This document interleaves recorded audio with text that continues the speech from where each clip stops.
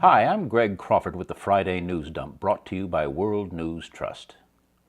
Global warming, climate change, or whatever other euphemism you care to use when describing the phenomenon, is real. And it's happening even as we speak. Just to refresh your memory, global warming is all about averages. Temperatures are measured daily at different points all over the planet, from the poles to the equator and everywhere in between. These daily temperature readings are added up for, say, a month and then averaged, just like you learned to do in the 7th grade. The combined temperature readings are divided by 28, 30, or 31, depending on the month in question, and that gives you an average for that month. Those averages are then plotted to reveal patterns. These patterns show distinct rises in temperature over a given period of time. Scientists have been doing this ever since there have been thermometers, so they've got a lot of plot points from which to draw their conclusions. And the universal conclusion is the planet is warming. This is cold, hard, irrefutable fact, not hypothesis or even theory. Pathological liars like Senator James Inhofe, the malevolent trolls at Fox News, and the rest of the brain-dead idiots that try to deny the existence of global warming are all spewing their malicious lies in service to unspeakably evil corporate psychopaths, like the Koch brothers, who don't want to acknowledge the phenomenon because they are dead set against relinquishing so much as a penny of their trillions of dollars in ill-gotten profits to address a crisis of truly monumental proportions. A crisis that is largely their fault.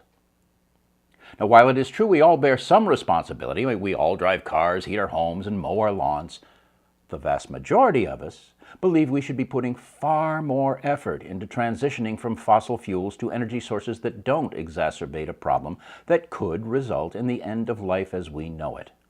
But the aforementioned corporate psychopaths, most especially those running oil, gas, or coal companies, would gut their grannies from groin to gizzard just to pack a few pennies onto their bottom line. Condemning half the planet to destruction? Just another day at the office. But what if they are condemning the whole planet to destruction and assuring the end of life, period?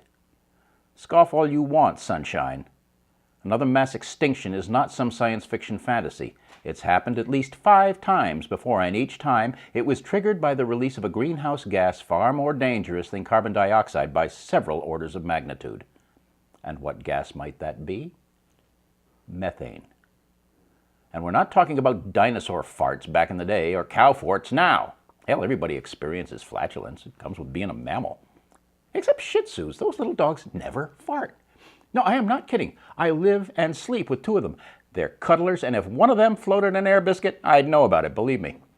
Whatever, got off on a tangent there, but back to business. Oil wells, natural gas extraction facilities, and coal-fired power plants release thousands of tons of carbon dioxide into the atmosphere every single day. They also release copious amounts of methane. And, as I mentioned a moment ago, internal combustion engines pump carbon dioxide and carbon monoxide into the atmosphere at tremendous rates.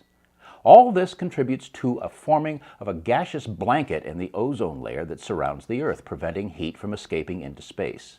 If the heat can't escape the atmosphere, that means that with every seasonal cycle, when summer arrives, it starts from a slightly warmer point. For this reason, the warming trend is accelerating at an exponential rate. This is bad, but it gets worse. Much, much worse. Methane is formed when organic matter decomposes. The Earth harbors trillions of tons of methane trapped in various forms like methane hydrate and methane clathrate crystals suspended in the frozen tundra and under the continental shelf of virtually every landmass on Earth. So you might ask, if it's trapped, why worry about it? Here's why. The ever-increasing rate of global warming makes lakes form in depressions on the surface of glaciers all over the planet, but the scariest scenario affects the glaciers in Antarctica and Greenland. The Arctic ice sheet is already in the water, so though its accelerated melting is bad, it will not affect water levels in the oceans. But Antarctica and Greenland are different stories. They both have ice sheets covering tens of thousands of square miles that are up to 6 or 7 miles thick in Antarctica and up to something north of a mile thick in Greenland. The formation of these lakes melts still more ice beneath them, and when the glacier forms cracks, as they always do, these lakes rush to the bottom of the glaciers, lubricating the surface beneath them to accelerate the movement of the glacier towards the sea. When, not if, gargantuan chunks of these glaciers calve, it'll be like dropping a bowling ball in a bathtub. Very messy. And the attendant rise in sea levels will make for soggy sandals, not just in the Maldives or other low-lying islands that are already under the threat of inundation, but lower Manhattan, the Jersey Shore, and all of America's coastal regions. Not a good day at the beach, because all of a sudden, there ain't gonna be no beach. So you popping your Prozac yet? Well, you better grab a fistful, because here comes the fun part. All this warming will have a detrimental effect on the previously frozen and contained methane reserves. It will release them. It won't happen all at once, but then it doesn't have to. Even though methane eventually converts to CO2, Earth's flora and fauna will not have time to adapt to the sudden increase in methane levels. The additional methane will beget even faster warming, which releases even more methane, and so on. And the endgame could mean the extermination of as much as 90% of life on the planet, and that includes us. Sound like fun to you? Me neither. This ain't no joke, nor is it something that might happen long after we're all dead and gone. No, this is as serious as a heart attack, and we will very likely witness planet-wide cataclysmic disasters within our lifetimes, unless we do something now. Do what, you say? Do this. Write or call your representative, your senators, the president, and every CEO you can think of. Tell them to get off the pot and institute the policies necessary to ameliorate the effects of their greed and negligence. We're well past the point where we had any hope of stopping it. If they hear from enough of us, they will act, but not until. Corporate CEOs are already trying to block any action that might curtail their rapacious depredations. Remember the Trans-Pacific Partnership?